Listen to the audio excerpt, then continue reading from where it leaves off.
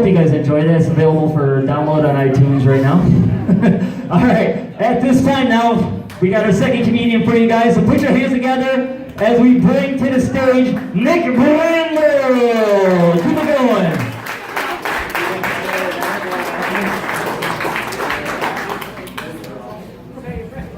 Let's see, Lion King parody song X. Do that one.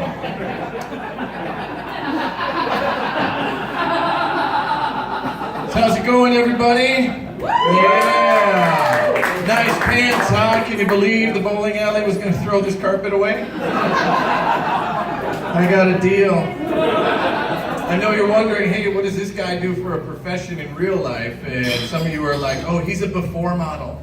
Easily. No, I'm a public high school teacher. Hold your applause. No, settle down, people. We get enough thanks as it is. I know you guys, some people around the state are thinking about giving us guns. What I need is graph paper and colored pencils. That's traded like currency, right? And knowing some of the people I work with, I don't want them to have guns. And knowing some of the students I teach, I don't want to have a gun.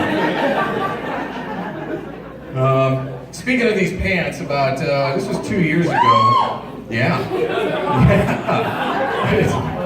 Hold on a second. Pants? Yes. About 2 years ago, before school, early, it was like 7:30 in the morning, there was a protest group outside of our school, where I teach, public high school. And they were protesting, they had their placards and stuff, and they were on the sidewalk, and they were marching and chanting, and they had their signs that said, you know, God hates fags, and dress like a slut and you'll get raped. We're like, okay, time out. Let's talk this over. And finally it got bad enough because like the buses were starting to come out there and they were like yelling at the kids. So we went out there and they're like, we know, and these people know the law up and down. They know what they can and cannot do. They're like, you can't arrest us because we're on the sidewalk and that's totally fine. As long as we don't go on school property and as long as we're not going during school hours, we're totally cool. Like, okay, whatever. And then the kids got off the bus and they're like yelling at the kids. It's like, you slut, why do you dress like that? You want to get raped? And I'm like, okay, let's settle down here.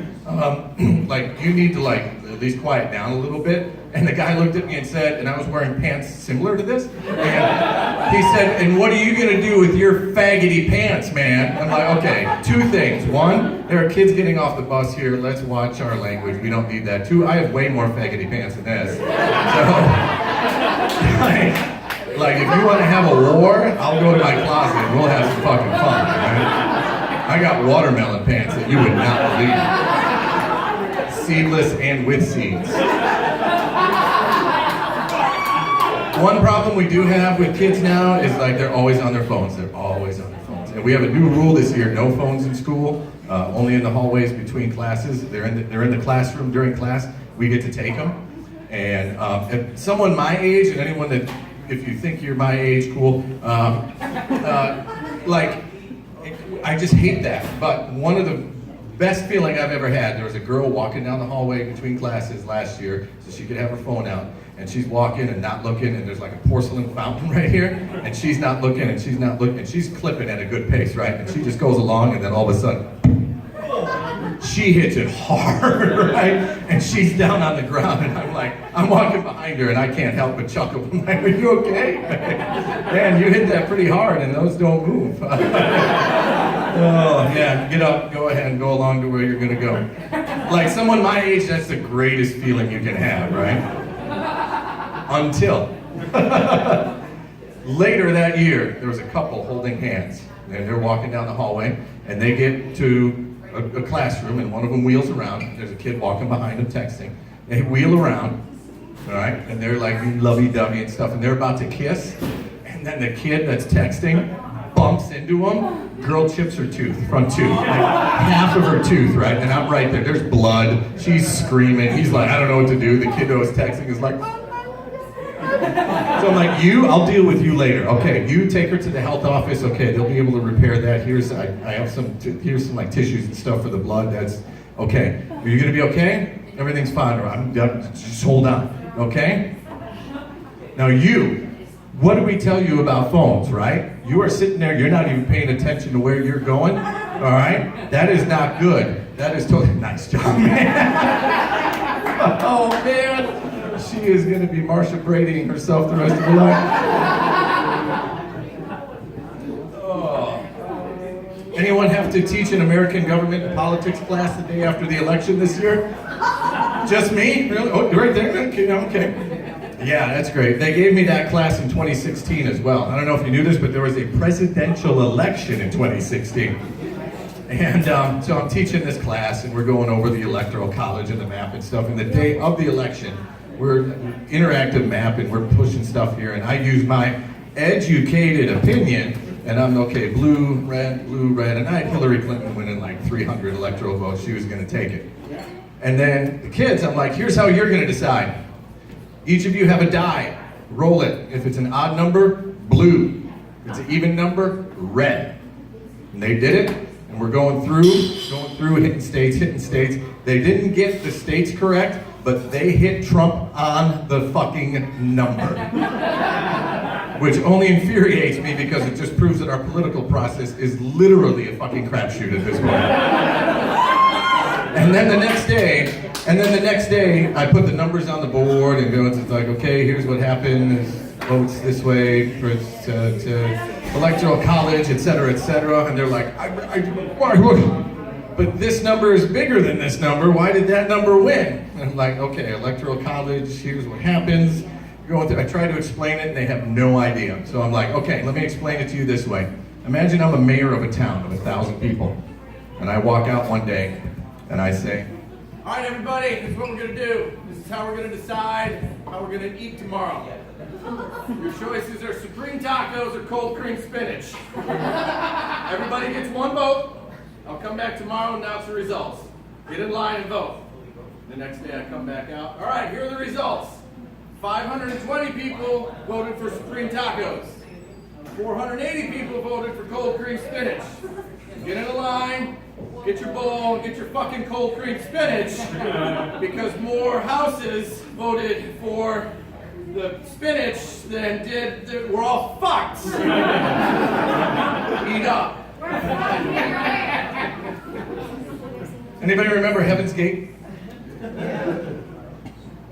was watching a documentary on Heaven's Gate. They were a death cult in the 1990s. They thought the Hale-Bopp comet was covering the saucer that was going to take them and their souls to everlasting life.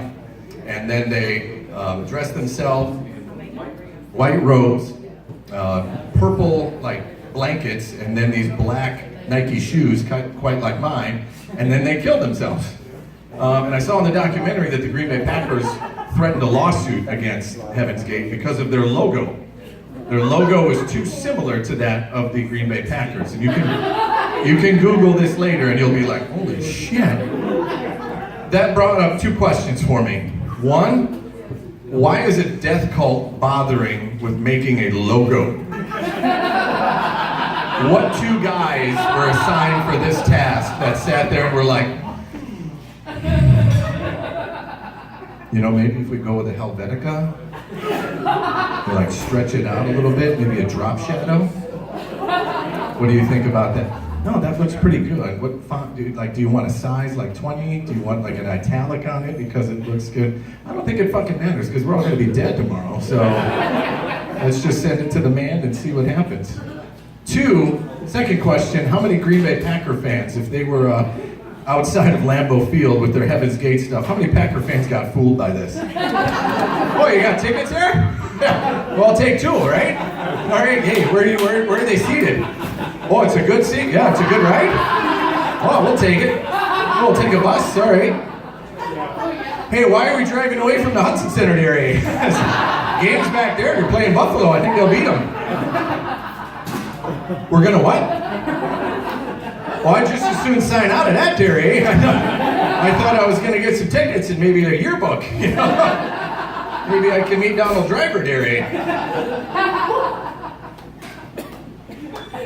Been thinking a lot about roller coasters lately. Actually, the other day I spent 8 hours thinking about my attitude towards roller coasters throughout my entire life, because that's the way my life is at this point. And I figured from when I was born to when I was about 12, it was just indifference, or I never was on a roller coaster, so I didn't give a shit. And then when I was 12, I went to Great America when Batman came out, and Batman roller coaster, and I rode that, and I'm like, these fucking things are fucking awesome, dude. This is great. So from like 13 to 21, I loved roller coasters. I went to Fright Fest. I did everything at Great America. I went to Sandusky, Ohio, where they have an awesome array of roller coasters. But then 2 days after I went to Sandusky, Ohio, some kid got decapitated there. So then from like 21 to 35, I'm like, ooh, I don't know if I want to risk it. My life's going pretty good right now. I don't know if I'd want to, because I'm trusting some engineer who I never met that built this fucking thing. I've never met the guy. All of a sudden it could go off the rails and I'm fucking dead. Now that I'm 35 and a high school teacher, I'm like, this fucking thing can decapitate me? Fucking let's go. Let's find the oldest, rickiest roller coaster you can find. What is this one right here? What is this one called? This one's called the stroke attack, because you'll have a stroke and a heart attack at the same time. Do it. What is this? A picture from 1972, the initial ride of it? What's that? Oh, that's Buzz Aldrin that passed out in the pool of his own vomit. He couldn't even handle it. Sign me up. Let's fucking go. Do it. Oh, look at my time here. Anyone want to see the Mr. Rogers documentary that came out recently? It's pretty good. Love Mr. Rogers. Grew up on Mr. Rogers. Good stuff. Taught us all good things. But his shows started nationally. He started out in a small station in Pittsburgh, but when he went national, it was like 1968. And these were the topics of his first 3 shows. And just imagine Fred Rogers pitching this to some executive for PBS. So my first show is going to be just an introduction to introduce the kids about the land of make-believe, and the trolley and all the characters, and the fish that are there. Okay, good. Kids need an introduction. They know what a bass. Fine. What's next? We're going to go to a clarinet factory, and we're going to show a clarinet being made from scratch and then being played in a band. Good. Kids are fucking curious. They love to make shit. They love music. Let's go. What's episode 3? I'd like to talk about Vietnam. Oh, buckle up. What's this going to be? Well, just talk about wars and borders and enemies and things like that. Let's do it. Let's fucking go. This is PBS. We don't give a shit at this point. But imagine, I'm trying to imagine what the first show was like if there was like a little kid there who's talking with Fred Rogers and is, just looking. He's like, Mr. Rogers, what's napalm? Well, napalm is a jelly gasoline type. You know how peanut butter and jelly sandwiches you have? Except this isn't edible. You don't want to eat it. It comes in a bomb and then it explodes and then it sticks to things like houses and trees and hopefully Charlie. Mr. Rogers, who's Charlie? Well, Charlie is, the enemy that we're fighting there for some reason. We really don't know why, but it's not really his name. You know how your Uncle Dennis drinks a lot of alcohol and everyone calls him Sponge? It's not his real name, Sponge. It's Uncle Dennis, right? Mr. Rogers, what's Agent Orange? Why don't we feed the fucking fish over here, you little nosy son of a bitch?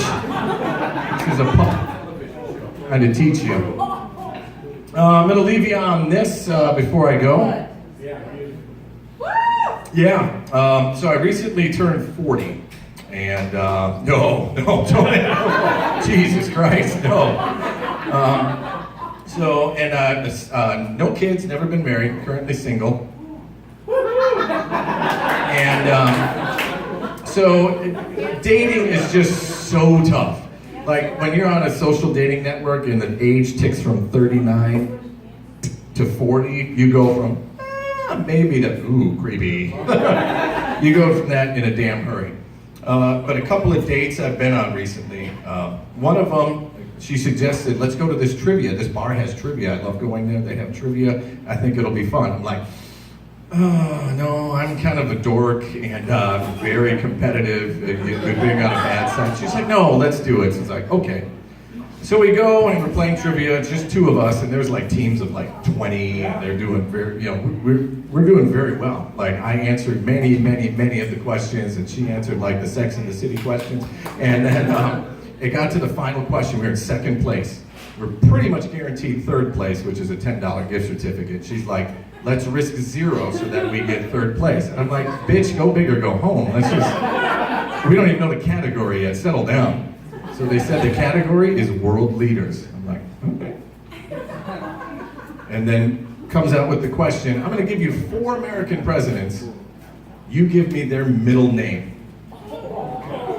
The presidents are Ulysses S. Grant, Harry S. Truman, James K. Polk, and Warren G. Harding. She has a sheet, she's writing a big 0 in the wager category, while I'm like biting my tongue, wagering 15, going, okay, hold on a second. Everyone knows Ulysses S. Grant, his middle name is Ulysses, because his real name is Hiram Ulysses Grant, because when he signed up for the Army, they wrote down his name wrong, but they said Ulysses S. Grant, his initials were US. That sounds fucking awesome if I'm going to the Army, right? Harry S. Truman didn't have a middle name because he was born without a middle name. His campaign manager said, if you're Harry S. Truman, you'll be a lot more electable. That's what happened after Franklin Roosevelt died. He beat Dewey, right? He wasn't supposed to, he got elected. James K. Polk, Knox. Everyone knows James K. Polk, right? He's like, that's something you learn in like first grade. And Warren G. Harding's middle name is Gamaliel. Can you repeat that? So, we get that, we get the 15 points. We were the only team that got it right. And she got up and she looked at me. This is honest to God happened. She stood up, looked at me and said, oh my God, you are a fucking dork, and left. Oh, you say, oh, but 2 things. 1, she left, we won, I took the $50 gift certificate for myself. 2, she left her debit card at the bar, I knew the bartender, I got 2 more free drinks that night. Last dating story I have before I have to get out of here. And this comes from, because I almost bought, I had a ring picked out for a girl. I dated her for 2 years. We were gonna get married. And like 2 weeks after that, she broke it off. And then that summer I golfed like 80 times during the summer. So, man, that was fucking close, huh?